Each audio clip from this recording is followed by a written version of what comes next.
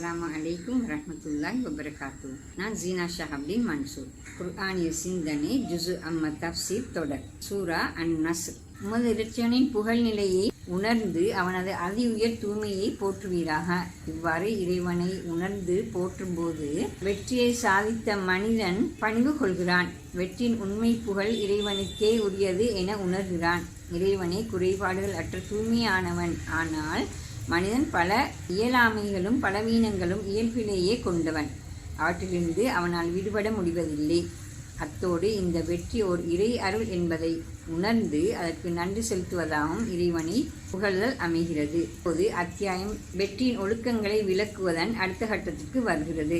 அவனிடம் பாவ மன்னிப்பு கோருவீராக. நிச்சயமாக அவன் பாவ மன்னிப்பை மிகவும் ஏற்றுக்கொள்வோனாக உள்ளான். மேற்கூறிய இறைநிலையை விளக்கிய பின்னர் மனிதனின் உண்மை நிலையை இது விளக்குவதாக அமைகிறது. பாவ மன்னிப்பு கோரி நிற்பதே மனித யதார்த்தத்தின் உண்மை அர்த்தமாகிறது. இறை தூதர் ஸல்லல்லாஹு அலைஹி வஸல்லம் அவர்கள் பாவங்கள் செய்தார்களா, அவரிடம் பாவ மன்னிப்பு கோரப்படுவதன் பொருள் என்னவென கேட்டால் அதுவும் கூட இந்த உண்மையை மறுப்பதாக இல்லை.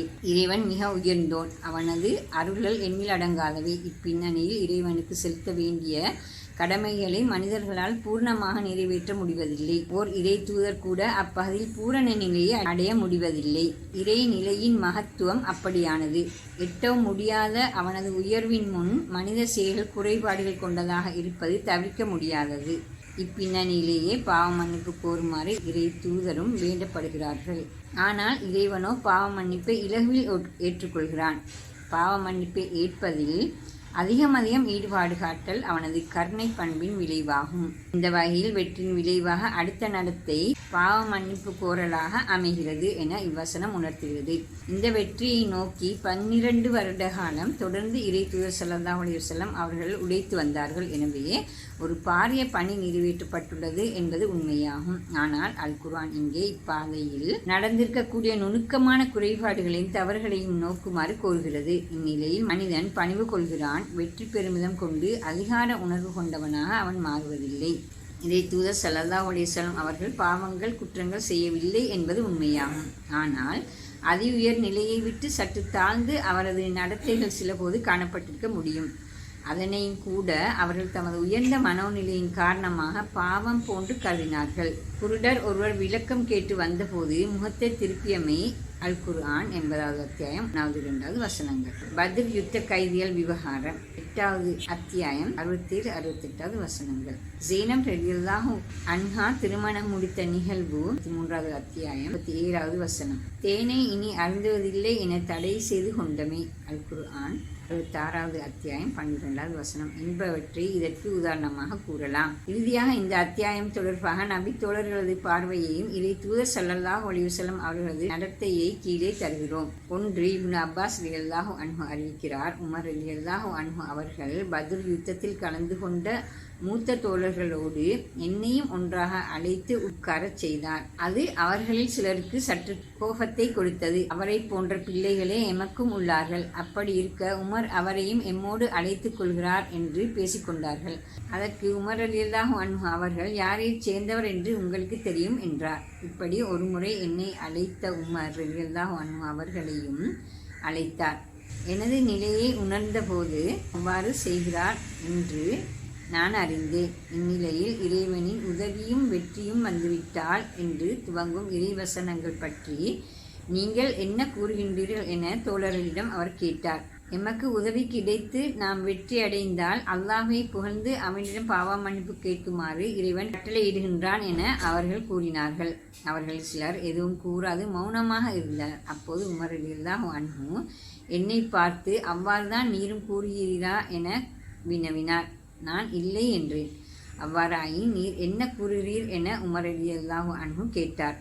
அது இறை தூதர் ஸல்லல்லாஹு அலைஹி வஸல்லம் அவர்களுக்கு மரண வேலை வந்துவிட்டதை அறிவிக்கிறது.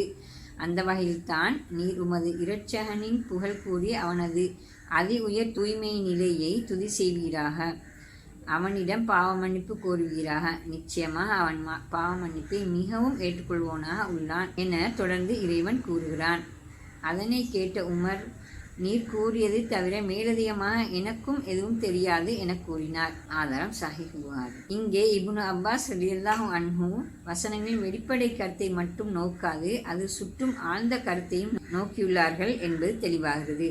மக்கா வெற்றியோடு அரபு தீபகற்பம் இஸ்லாத்தின் அடித்தளமாக மாறிவிட்டது. மக்கள் பெருந்தொகையாக இஸ்லாத்தை ஏற்று அதனை பலப்படுத்தி விட்டார்கள். எனவே இறை தூதர் ஸல்லல்லாஹு அலைஹி வஸல்லம் அவர்களது பணி முடிவடைந்து விட்டது.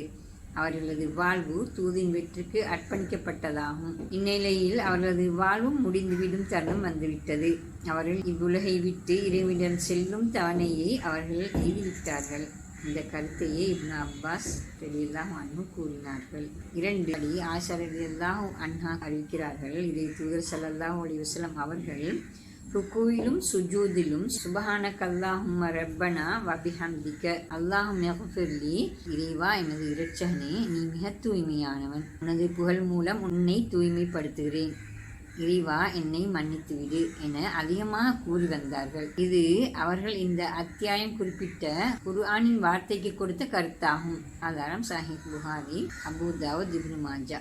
இன்னொரு அறிவிப்பின்படி ஆயிஷா ரலியல்லாஹு அன்ஹா கூறியது கீழ்வருமாறு: இறை தூதர் ஸல்லல்லாஹு அலைஹி வஸல்லம் அவர்கள் தமது இறுதிக்கால பிரிவில் கீழ்வருமாறு அதிகம் கூறி வந்தார்கள்: சுப்ஹானல்லாஹி வ பிஹம்திஹி அஸ்தக்ஃபிருல்லாஹ் வ அத்தூபு இலைஹ். அல்லாஹ் மிக தூய்மையானவன், மிகுந்த புகழுக்குரியவன்.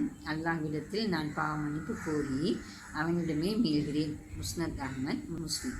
இறைவனை போற்றுமாறும் துதிக்குமாறும் பாவ மன்னிப்பு கோருமாறும் இந்த அத்தியாயம் முன்வைத்த இறை கட்டளையை எவ்வாறு இறை தூதர் ஸல்லல்லாஹு அலைஹி வஸல்லம் அவர்கள் நிறைவேற்றினார்கள் என்பதனை இந்த ஹதீஸ்கள் எடுத்துச் சொல்கின்றன. பெரியதொரு வெற்றியை சாதித்து கொண்டாலும் வெற்றி கொண்டாட்டங்கள் பற்றி நினைத்து பார்க்காமல் இறைவனை துதித்து போற்றுவதில் மூழ்கியவாறே பாவ மன்னிப்பு கேட்பதில் ஆழ்ந்து ஈடுபட்டவாறே தமது இறுதி நாட்களை கழித்து இறையடி சேர்ந்தார்கள். அந்த மாமனிதர் இறை தூதர் முஹம்மது ஸல்லல்லாஹு அலைஹி வஸல்லம் அவர்கள். அத்தியாயம் தந்த சிந்தனைகளின் சுருக்கம். 1. அல் குர்ஆன் மனிதனுக்கான பொதுவான வழிகாட்டலாகும். எனவே அது அதன் தூதை ஏற்றுக்கொண்டோரை நோக்கியோ அல்லது பொதுவான மனிதர்களை நோக்கியோ பேசுகிறது. இதுவே அதன் போக்காகும். எனினும் பல இடங்களில் இறை தூதர் முஹம்மது ஸல்லல்லாஹு அலைஹி வஸல்லம் அவர்களை விழித்தும் அது பேசுகிறது. அவ்வாறு இறை தூதர் ஸல்லல்லாஹு அலைஹி வஸல்லம் அவர்களை விழித்து பேசிய போதும் அதிகமான இடங்களில் அவர்களை பின்பற்றுவோரை விழித்து பேசுவதாகவே அது அமைகிறது. அவ்வாறு இல்லாது சில இடங்களில், அதாவது முஹம்மது ஸல்லல்லாஹு அலைஹி வஸல்லம் அவர்களை மட்டும் விழித்து பேசிய வசனங்களில் கூட ஏனைய மனிதர்கள் படிப்பினைகள் சிலவற்றை பெறும் வகையிலேயே வசனங்கள் அமைந்துள்ளன.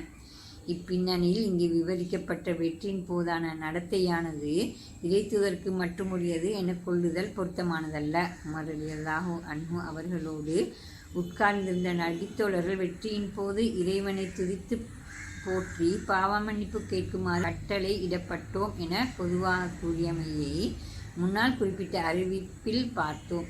அது இதனை உறுதிப்படுத்துவதாக அமைகிறது. இந்த வகையில் இந்த அத்தியாயம் வெற்றியின் போதான முஸ்லிமின் ஒழுக்கம் பற்றி விளக்குகிறது என கருத முடிகிறது.